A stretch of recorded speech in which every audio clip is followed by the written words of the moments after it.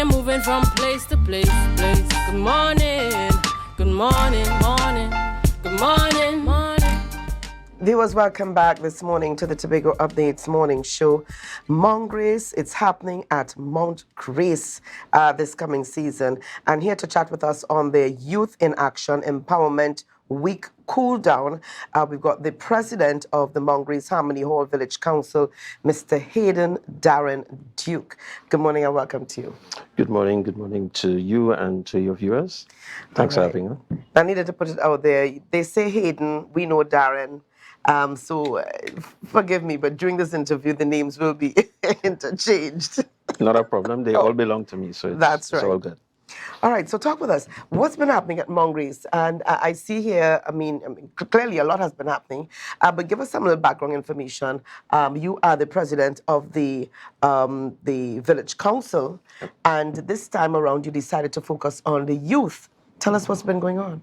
Well, just around the elections last year and then again this year, I would have been put in the position of president. Right. One of the things I would have recognized is that we needed to change how we do things. So our mantra, according to what we came in, it's to remodel, revitalize, and reshape the community. This can only be done with the youth. I remember some time ago there was that song, I think it's still around. All of us are not as young as we were before, which says, I believe the children are the future. That's right. That is so exact. In terms of what we do now, we must impact on the children. That's right. Yeah. And you decided to invest in them this time around. Oh, definitely. Without that investment in the children, we are completely lost. All right. Yeah. So we are talking now about the Youth in Action Empowerment Week cool down. Well, how is this? How do you plan on rolling this out? Well, before the week cool down, which is the big thing that it is, we have a week of empowerment.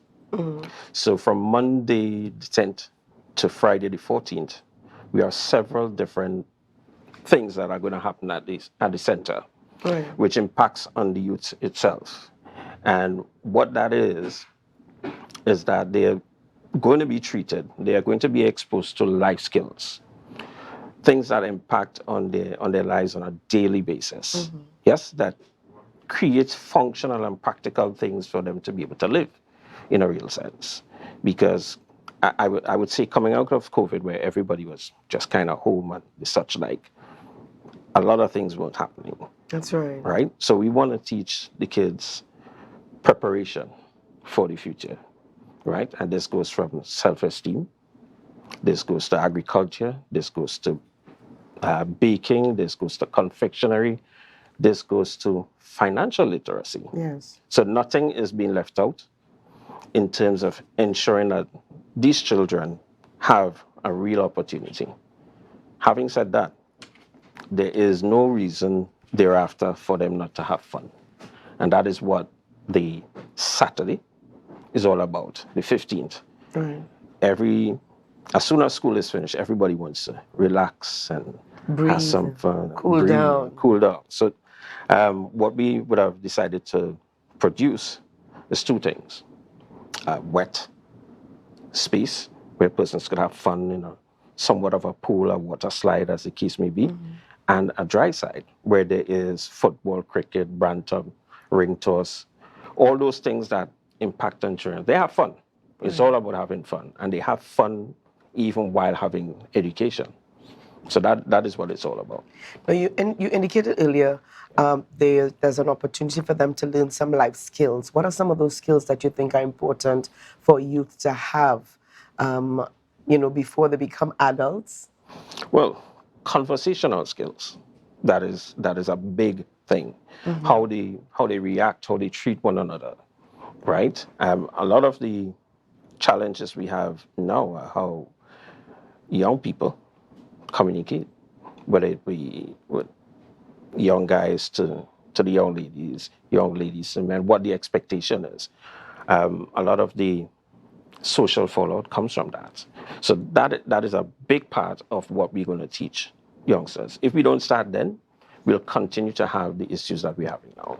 And that doesn't make sense. All right, tell us about the age group that you're catering to. All right, so originally we looked at the 10 to 16 age group because that age group is the one that is most vulnerable. The kids that are going into the primary, well, going into Scarborough secondaries the and the such secondary. like secondary schools. And those are the ones that, unfortunately, the social ills, those are the persons who are targeted. But we would have had some conversation with some parents. So we decided to incorporate the 7-year-olds and up. So we're now going from 10 to 16, rather from 10 to 16, we're going from 7 to 16. 7 to 16. All right, and is there a registration fee? How can persons get on board with this Okay. or become a part? So originally, as well, we listen to everybody, right? So that we make it make sense for everybody. We know that persons are going through financial hardships. So we would have originally indicated that we look at $50 to do this, right? To get everything done. $50 for the week $50 per child. per child. It is now absolutely free for the first 50 persons who turn up to register. Yeah? And can I say that lunch is provided? Yes, you can. Lunch is absolutely provided. And All I see right? free brunch meals, space is limited. Yes. All right, and it's happening from 9 a.m. To 2. to 2. Yeah. Okay. All right. And there's a contact for persons to call for more information. Definitely. And that number is 765-4102, 735-7575, and 317-2905. all right. And these are for persons who are on the committee as well, or Yes, this yes. planning committee. This is the planning committee. Those are the Right. persons that you get in contact with. And those persons are Dominic Scott, Yes. Hayden Duke, yourself, Erla Oliveri, and Shelley-Ann Louis. Yes. Yes. And this is all happening at the Mongrace Community Center. It is the wet and dry fest, lime cool down as it were, is taking place on the Mongrace ground. Right. Right. I should mention as well, we do have partnerships in terms of this with No Youths Left Behind. They are going to be there on Saturday. They actually are also going to be part of the whole process, as it were, because they are doing the self-esteem lecture. Right. We also have the Prisons Youth Club, who's going to be a part of this. And let me, at this point, put a plug in for some of the persons who are helping us get this done. Double B's Supermarket. Yeah. Yes. We have Cost Cutters. We have High Def Entertainment Company. Those are the persons. And then, of course, I have to say my team. My team, the executive, are the persons who are making sure that this happens. All right. Thank you so much. So all roads lead to Mount Grace. And it's more for Mount Grace, the 7 to 16-year-olds of the community, yes? Again, originally, that's the plan. Those are the persons that we want to affect because obviously we're from that area. But it's open to any and everybody whose parents believe that their child can benefit from this. All right. Yeah. Well, thank you so much for being on the program and chatting with us this morning, Mr. Hayden Darren Duke of Mount Grace, the Mount Grace Community Village Council. Viewers, we're going to leave it there for today, and we want to thank all of you for joining us on the live, whether you were on Amplia this morning or you joined us on social media, Facebook and YouTube.